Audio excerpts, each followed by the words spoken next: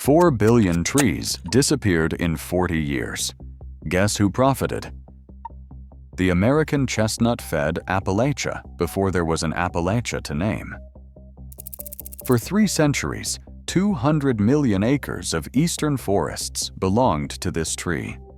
It grew 100 feet tall, with trunk diameters wider than a man's reach, and roots that held mountains together while soil-destroying tillage was still an ocean away.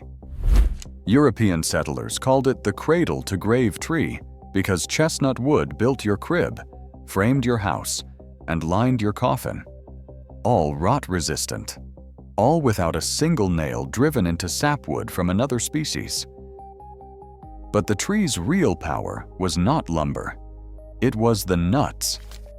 Every autumn, chestnuts rained down so thick across Appalachian ridges that historical accounts describe them 4 inches deep on the forest floor.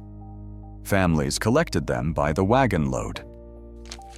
Farmers marked their hogs' ears with notches, turned them loose into the chestnut forests in spring, and came back in fall to find animals so fat they could barely walk. No purchased feed, no plowed fields for grain. No expense, just forests doing what forests had done for 40 million years, and mountain families converting that abundance into bacon that commanded the highest market prices anywhere. 1704 was just another year in New York City until a forester at the Bronx Zoo noticed something wrong. Orange-yellow patches, bark cankers, dying branches on the American chestnuts. He called in mycologist William Murrell, who identified a fungus no one had seen before. By the time Murrell published his findings a year later, the blight had already spread to New Jersey, Maryland, Virginia. Murrell warned his colleagues that every chestnut tree would die. Most laughed him off. Trees don't just disappear, except they did. The fungus arrived on ornamental Japanese chestnut seedlings, imported as early as 1876, exotic landscaping for wealthy estates. Nobody inspected them for disease. Nobody understood that Asian chestnuts had evolved alongside this pathogen for millennia, developing resistance, while American chestnuts had 0 evolutionary defense. Crephnectria parasitica does not just kill bark tissue. It secretes oxalic acid that bursts cell walls, feeding on the expanding death zone. Once it colonizes a wound, there is no stopping it. The canker girdles the trunk, cutting nutrient flow between leaves and roots. Trees were dead within a decade. Spores spread on wind at 50 miles per year. By 1910, coalitions formed. Quarantine lines were drawn. Boy Scouts were enlisted to scout forests and cut infected trees. Pennsylvania newspapers urged citizens, "Woodmen, burn that tree. Spare not a single bough." None of it mattered. The blight moved faster than axes. By 1940, 4 billion American chestnuts across 300,000 square miles were gone. Industrial logging companies swept in behind the death wave to harvest the standing dead timber before rot set in. They cleared entire mountains. Where chestnut groves had stabilized steep Appalachian slopes for centuries, erosion began. Where families had gathered nuts for cash income, poverty deepened. The Great Depression hit Appalachia twice, once economically, once ecologically. The chestnut's disappearance created a food system vacuum that industrial agriculture rushed to fill. Fast-growing pine plantations for pulp. Row crop corn for animal feed. The same model that caused the Dust Bowl pushed into mountains. Tillage on slopes, chemical dependency, topsoil loss. But here is what corporate agriculture did not tell you about the perennial system it replaced. Chestnuts are what agronomists call grain that grows on trees. Unlike typical nuts packed with fat, chestnuts are 60% water and 44% carbohydrate, nutritionally closer to brown rice or sweet potatoes than to pecans or walnuts. But unlike annual grains that demand soil-destroying tillage every spring, chestnuts are perennial. Plant once. Harvest for 60 years. A mature chestnut produces 30 to 60 pounds of nuts annually. At modern orchard spacing of 50 trees per acre, a minimum of 2,000 pounds is possible. With 1,500 calories per pound, you are looking at 2 million calories per acre from chestnuts alone. Now compare that to corn. Modern corn yields average 174 bushels per acre. It sounds impressive until you account for actual use. Only 9.5% of United States corn production feeds humans directly. The rest goes to livestock feed and ethanol, with massive caloric loss in conversion. After accounting for how the corn is actually used, an acre of corn delivers roughly 1.5 million calories available for human consumption. A chestnut and hay agroforestry system delivers 2.8 million calories per acre, and it builds soil while corn depletes it. The protein story is even better. Chestnuts have lower total protein than wheat or corn, about 2 grams per 100 grams, compared with 10 to 13 grams per 100 grams for wheat. But protein quality tells the real story. Chinese chestnuts score above 90 on the digestible indispensable amino acid score, meaning they match or exceed eggs for essential amino acids that your body can actually absorb and use. Rice scores 73. Wheat flour scores 51. Lentils score 54. For a tree crop that requires 0 annual planting, that is remarkable. Then there is the ecological equation. Perennial root systems hold soil. Chestnuts drop leaves high in nitrogen, phosphorus, and potassium, natural fertilizer for the forest floor. Insect larvae feed on the leaves. Fish and birds feed on the larvae. And deer and bear and turkey feed on the nuts. Every trophic level of the ecosystem ran through this one species. When the blight killed the trees, it did not just remove lumber. It collapsed food chains. Oak species moved into the vacant niche, but they do not mast as reliably. Chestnuts produce nuts every year. Oaks cycle boom and bust. Wildlife populations that had depended on consistent annual chestnut crops faced starvation years. The passenger pigeon, which fed heavily on chestnuts and whose flocks once darkened Appalachian skies, went extinct in 1914. Not solely because of chestnut blight, but the ecological disruption accelerated collapse. Here is where the story shifts from tragedy to botanical rebellion. The American Chestnut Foundation launched in 1983 with a mission to breed resistance back into the species. Their approach is backcross breeding. Cross American chestnuts with blight-resistant Chinese chestnuts, then backcross the hybrids with American chestnuts repeatedly to restore American characteristics while keeping Chinese resistance genes. After 30 years and tens of thousands of hand-pollinated trees, they have produced BC 3F3 hybrids that are 15/16 American chestnut with decent blight resistance. Meanwhile, researchers at SUNY College of Environmental Science and Forestry took a different path. They identified that the blight fungus kills by secreting oxalic acid.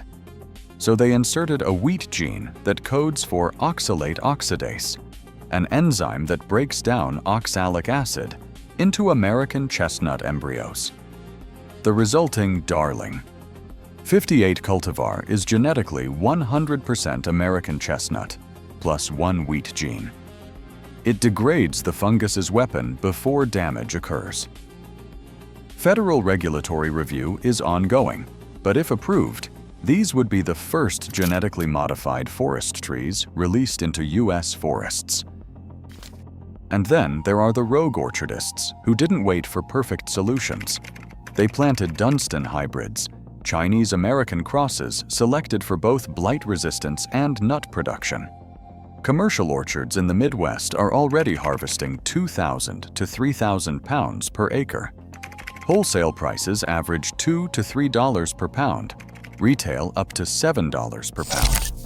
That is $4,000 to $21,000 per acre once trees mature, compared to maybe $500 per acre for corn after input costs.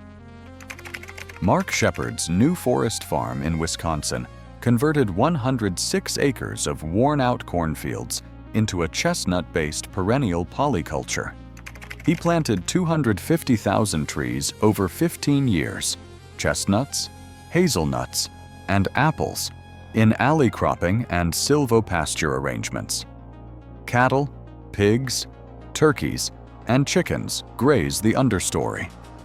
The system mimics pre-settlement oak savanna ecology while producing commercial quantities of food. No annual plowing, no synthetic fertilizer. Solar and wind-powered.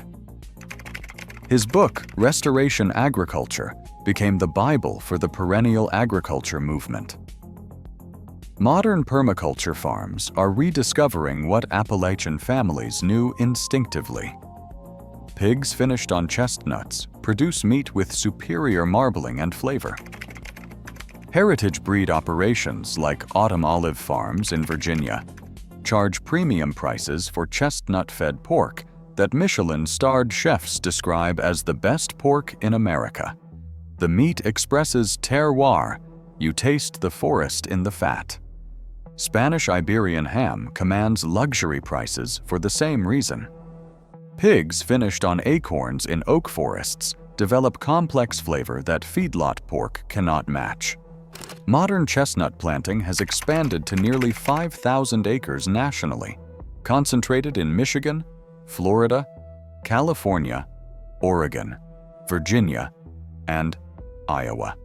That is still a fraction of what is needed. The U.S. imports 7.5 million pounds of chestnuts annually, mostly from Italy, China, and Korea. Domestic production could displace those imports while providing jobs in rural areas that industrial agriculture abandoned. The USDA hardiness zones for hybrid chestnuts span zones 4 through 9, basically everywhere from Minnesota to Georgia. They tolerate poor soil where corn fails. They thrive on hillsides too steep to plow. They require minimal inputs once established. Trees begin bearing nuts in years 5 to 8, hit commercial production by years 8 to 12, reach mature yields by year 15, and continue producing for 30 to 60 years. Dunstan chestnut seedlings are available now through nurseries like Chestnut Hill Tree Farm in Florida. The American Chestnut Foundation plants test orchards across 16 states. State co-ops in Iowa, Michigan, Ohio, and Florida help small growers pool production and access larger markets. The infrastructure exists. The biology works. The market demand exceeds supply. So what stopped this from happening 40 years ago? Follow the money. When the blight killed the chestnuts, industrial timber companies logged the dead stands and replanted fast-growing pine monocultures for pulp. Agricultural chemical companies sold fertilizer and pesticides to farmers converting chestnut slopes to row crops. Seed corporations patented annual hybrids that farmers had to purchase every spring. Equipment manufacturers sold combines and tractors unsuited for perennial orchards. The entire supply chain of industrial agriculture profits from annual crops that require maximum external inputs. Perennial systems threaten that model. You cannot patent a tree that reproduces itself. You cannot sell fertilizer to forests that make their own. You cannot sell new seed every year to orchards that produce for decades. Chestnuts represent distributed food production that bypasses commodity markets. That is why the restoration got quietly shelved for 50 years, while agriculture moved toward monoculture dependence. The blight gave corporate consolidation the opening it needed. Not through conspiracy, but through opportunity. When the dominant tree species collapsed, the economic void got filled by systems that maximized extraction rather than regeneration. Now the soil is depleted. The topsoil is gone. The water runs toxic with fertilizer runoff. Rural America is economically hollowed out. But the root systems survived. 4 billion trees died above ground, but underground the roots persist. Stump sprouts still appear across Appalachia. Most get reinfected by blight and die before flowering, trapped in a cycle of death and rebirth. They prove the genetics remain. The species is not extinct. It is frozen, waiting. And now the biology is ready. Blight-resistant seedlings exist in multiple forms, including back-crossed hybrids, genetic modifications, and naturally resistant selections. The science worked. The trees grow. The nuts fall. What is missing is the infrastructure to plant at scale and the political will to prioritize perennial agriculture over commodity crop subsidies.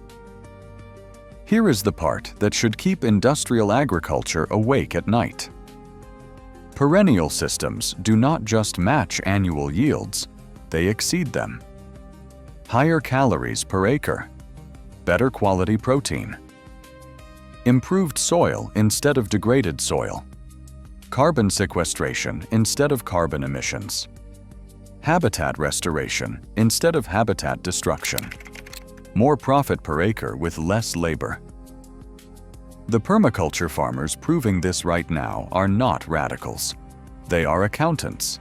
The blight took the trees, but it did not take the potential. The genetics persist. The breeding programs succeeded. The hybrid cultivars produce. The market demand exists. The climate zones work. You can plant the food system that was stolen from you. Chestnuts are already falling on farms from Vermont to Oregon. They are finishing hogs in Virginia. They are stabilizing hillsides in Iowa. They are generating revenue in Florida. This is not experimental. It is operational. The transition from corn monocultures to chestnut savannas is happening right now, one farm at a time. The industrial agriculture system that replaced the chestnuts is failing. Topsoil loss, aquifer depletion, pesticide resistance, market consolidation, farm debt, rural depopulation.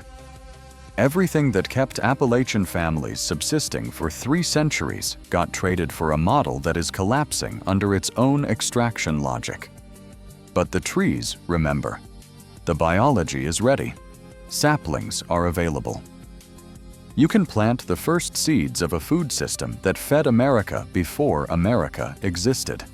If you're ready to reclaim what your ancestors knew, make sure you subscribe for more. We're just getting started.